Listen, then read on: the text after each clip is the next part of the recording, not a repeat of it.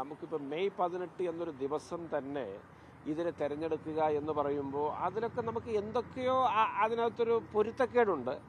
അത് കഴിഞ്ഞ് മാരിടൈം ബോർഡൊക്കെ മുഖ്യമന്ത്രിയുടെ ചുമതലയിൽപ്പെട്ട വകുപ്പായി മാറുന്നൊരു സാഹചര്യത്തിലാണ് വളരെ പെട്ടെന്ന് 10 ദിവസത്തിനകം അവരിതിനെ ക്രമപ്പെടുത്തി കൊടുക്കുന്നത്.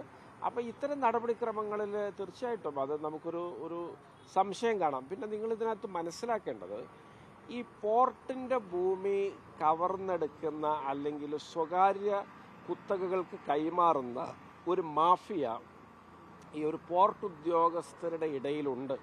അത് കോഴിക്കോട് കേന്ദ്രീകരിച്ചാണുള്ളത്. നിങ്ങൾ കോഴിക്കോട് ചെന്ന് സീക്യൂൻ ഹോട്ടലിൻ്റെ നേരെ എതിർവശത്തേക്കൊന്ന് നോക്കിയാൽ മതി. സൗത്ത് ബീച്ചിലേക്ക് നോക്കിയാൽ അവിടെ വന്ന പുതിയ സ്ഥാപനങ്ങളെയൊക്കെ നിങ്ങളൊന്ന് നോക്കിക്കണ്ടാൽ മതി.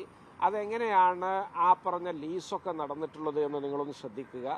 അതുപോലെ തന്നെ നിങ്ങൾ കോഴിക്കോട് ബീച്ചിൻ്റെ ഒരല്പം കൂടി ഈ വടക്ക് മാറി നമ്മുടെ ഗാന്ധി റോഡ് ജംഗ്ഷനിൽ പഴയ പോർട്ട് സിഗ്നലിൻ്റെ അടുത്ത് ഇതേപോലെയുള്ള ലീസുകൾ കഴിഞ്ഞ സർക്കാരിൻ്റെ കാലത്ത് നടന്നിട്ടുണ്ട്. അപ്പോൾ പോർട്ടിൻ്റെ ഭൂമി, അത് കണ്ണായ ഭൂമി എന്ന് പറഞ്ഞാൽ അതിലും കണ്ണായ ഭൂമി വേറെ ഇല്ല. ആ ഭൂമിയൊക്കെ കോഴിക്കോട് മറിച്ചു കൊടുത്ത് വലിയ തോതിൽ കമ്മീഷൻ തട്ടിയ ഉദ്യോഗസ്ഥ മാഫിയ സംഘമാണ് പൊന്നാനിക്ക് വേണ്ടിയും ആ തിരക്കഥയുണ്ടാക്കിയത്. ഏതായാലും പൊന്നാനിയെ സംബന്ധിച്ചിടത്തോളം അത് 29.3 ഏക്കർ ഭൂമിയാണ്. ആ സ്ഥിതിയിൽ തീർച്ചയായിട്ടും അത് നമുക്ക് അനുവദിച്ച് മുന്നോട്ട് പോകാൻ കഴിയില്ല. അത്രേ ഉള്ളൂ.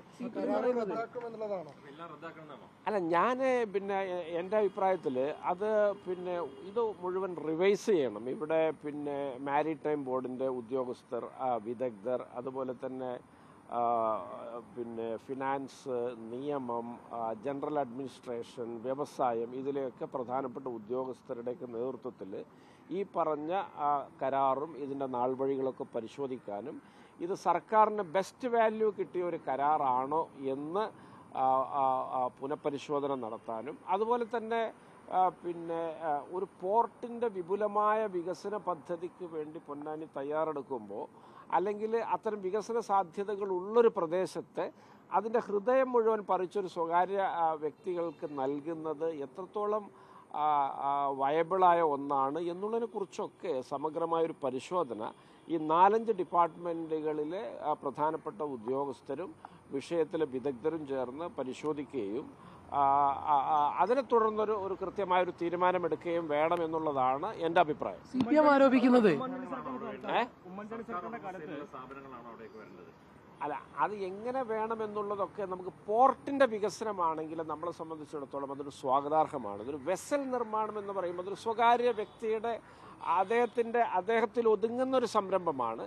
അങ്ങനൊരു സംരംഭത്തിന് എങ്ങനെ നമുക്കൊരു പോർട്ട് വിട്ടുകൊടുക്കാൻ പറ്റുക? അപ്പം ഇത് നിങ്ങൾ നേരത്തെ ചോദിച്ച ഉമ്മൻചാണ്ടി സർക്കാരിൻ്റെ കാലത്തൊരു പോർട്ട് വികസന പദ്ധതി അവിടെ ഉണ്ടായിരുന്നു. ആ പദ്ധതിയെ സൈഡ് ലൈൻ ചെയ്തിട്ടാണ് ഈ പുതിയ പദ്ധതി വന്നത്. ഞാൻ ആ പദ്ധതി എന്താണെന്നുള്ളതിനെക്കുറിച്ച് ഞാൻ പഠിച്ചിട്ടില്ല. അതുകൊണ്ട് അതിൻ്റെ ന്യായാന്യായങ്ങളെക്കുറിച്ച് എനിക്കറിയില്ല. പക്ഷേ ആ പദ്ധതി ഉപേക്ഷിച്ചതിനെ തുടർന്ന് ആ കമ്പനി ഇപ്പോൾ കേസ് നടത്തിക്കൊണ്ടിരിക്കുകയാണ്.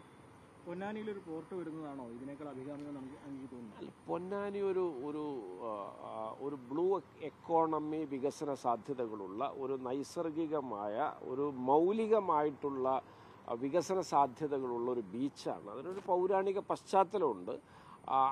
അങ്ങനൊരു തുറമുഖ പാരമ്പര്യമുണ്ട്. അതൊരു ചോള കാലഘട്ടം മുതലേ ഉള്ള ഒരു മാരിടൈം ഹിസ്റ്ററി അതിനുണ്ട്. അതിന് ചേരുന്ന ഒരു സമ്പൂർണമായ ഒരു പോർട്ട് വികസന പദ്ധതി അവിടെ വരണം. അതാണ് ആ പൊന്നാനി അർഹിക്കുന്നതും ആഗ്രഹിക്കുന്നതും.